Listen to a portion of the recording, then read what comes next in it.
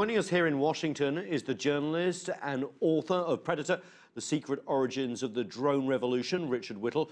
With us from London is the co-director of the Association of British Muslims, Talib Hussain Warsi. And also joining us here is David Gartenstein-Ross. He is Senior Fellow with the Foundation of Defence of Democracies. Thank you so much, gentlemen, for joining us. First of all, Richard, you wrote the book on the Predator drone. Just how revolutionary is these drone technology? And now that the US is going to be exporting them for sale, is that a game changer? Well, the Predator was revolutionary because it was the first endurance unmanned aerial vehicle, as it's technically called. You know, prior to the Predator, which was first flown in 1994, drones were basically a niche technology. The military were very uninterested. They were sort of like model airplanes that would have cameras in them. And they were attempted in various configurations. So what changed things? What changed things was a very interesting man, an Israeli inventor and engineer named Abraham Karam, who left Israel Aircraft Industries in the 1970s, immigrated to the United States, and like all great American inventors, went to work in his garage and came up with the basic design that allows for an airplane that can fly as much as 20 or 40 hours. And this was a revolutionary step. This was what gave the military this eye in the sky that's so important. And of course used by the CIA and the Defense Department, largely in the Middle East and war on terror. Talib, I just want to bring you in from London. From your perspective, what has this technology done? And what are the problems with it as the US prepares to export this around the world, especially to the Middle East? What I would say is the genie is out of the bottle. It is no more a domain where America will control the drone sale or industry or usage. Now this technology is available worldwide. As you were saying earlier, it's a growing business. It's a business with, some say 2.3, but I would say more than $3 billion industry. And it is no more America will have the right over it to say, because in about 10, 15 years' time, it will be China who will lead the industry right across the world. They are already, as you say, selling it to various countries in the Middle East and other parts of the world. The only problem is we have to understand it is not like the aviation industry where you can set a rule and laws of landing and takeoffs. It is totally different environment altogether. It is where whoever has it has the joystick or the control console in his hand. It's like a child holding the toy. No regulation is there to control that, and it will not be possible for America to dictate an international law to control it. Therefore, what we have to look at very carefully is how are the people going to use it? Number one, for surveillance purposes. Number four, for target assassination. Number five, for deterrent and as a use of weapon of delivering arsenal and payloads. Thank you for that. David, is the genie out of the bottle? And has American use of these armed drones thus far created a precedent that could actually create blowback on the US? The genie's out of the bottle in the sense that this isn't going to be something that's the exclusive domain of the United States moving forward.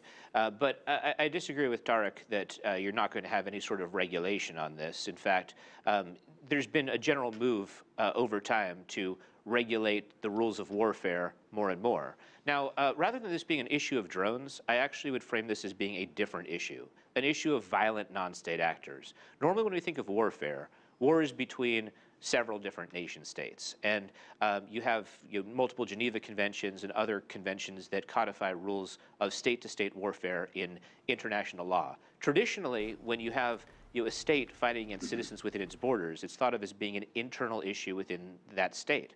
Whereas now you have very powerful, violent non-state actors that operate transnationally. And this is why, for example, when the Gitmo facility was set up, there was this big debate, does it fit under the Geneva Convention? That wasn't because, I mean, and this is not to say that everything with Gitmo was good, but it wasn't because they wanted to, say, torture people there. Rather, the reason why that debate came up is because Al-Qaeda was not, and the Taliban were not signatories to the Geneva Convention. Now, the question is, how do you better regulate the rules of war with respect to violent non-state actors? Because this is something really that the international community hasn't dealt with on this kind of scale previously. That's right, Richard. Do you think that the actual practice, the use of drones is actually ahead of the regulation? Oh, absolutely. The society is really scrambling. All societies are scrambling to catch up with this technological tsunami that is sweeping over us. I disagree a little bit with Talib because I don't think that the small drones are as much a threat as some people might imagine. What if a drone is shot down, though, by another nation? This is a possibility as they proliferate. Is that an act of war? Could we see, the use of drones in different theaters where perhaps you wouldn't send pilots? If that's shot down, is that an act of war? Could we see escalation? Well, that depends on the circumstances on where the drone is. But the point I think it's important to keep in mind is that militarily, while the drones the size of the Predator or the Reaper, which carries 4 Hellfire missiles and 2 250-pound bombs, are very useful for targeted killings, the way the CIA has used them, they're not that great a military tool as a way to deliver firepower. And that's why manned aircraft are doing almost all of the airstrikes that are going on right now in Syria and Iraq against ISIS. So let me go to London. Talib, what's wrong with using these drones to target assassination terrorists who don't fit neatly into the rules of war? Third day after President Obama took on office, the drones were used with his consent, and the target was in border area of Pakistan, where a whole family of innocent, bystanders were wiped out. Few hours later, a second attack by CIA took place.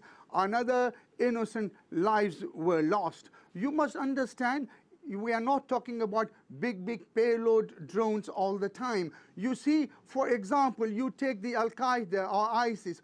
They can use these technology is available now to university graduates and students. You do not need a town like Seattle or Boeing factories to build small drones.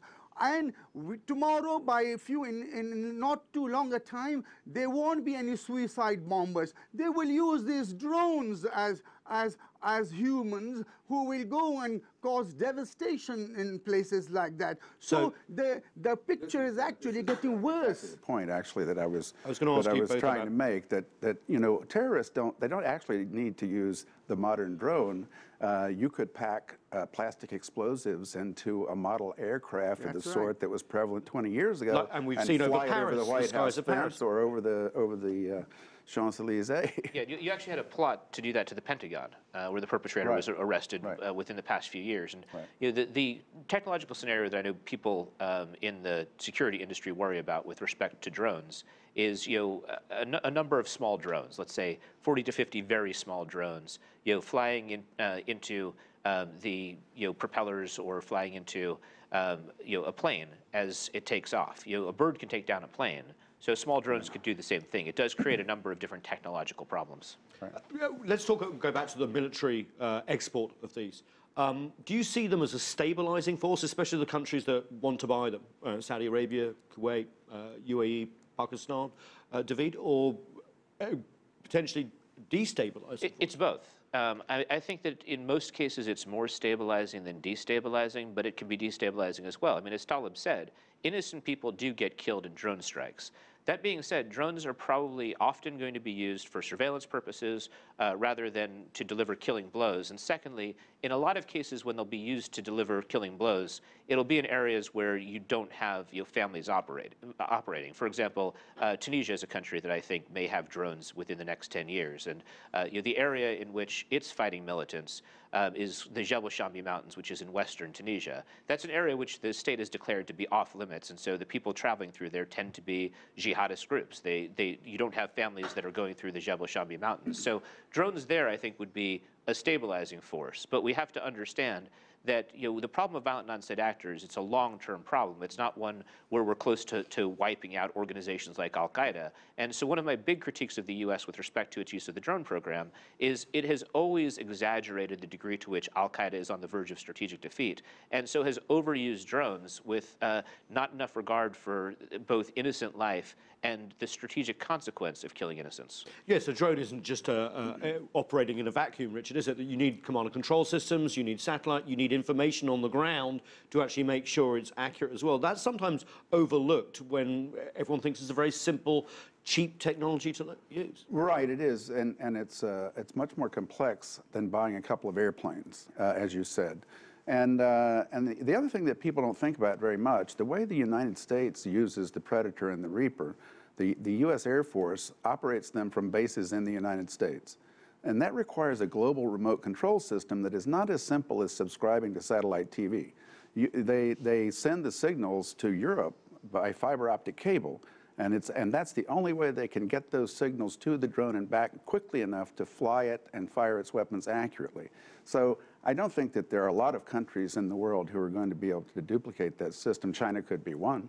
Fascinating conversation, and that will continue. We need to take a break now. More of our conversation after this. Stay with us. You're watching The Heat.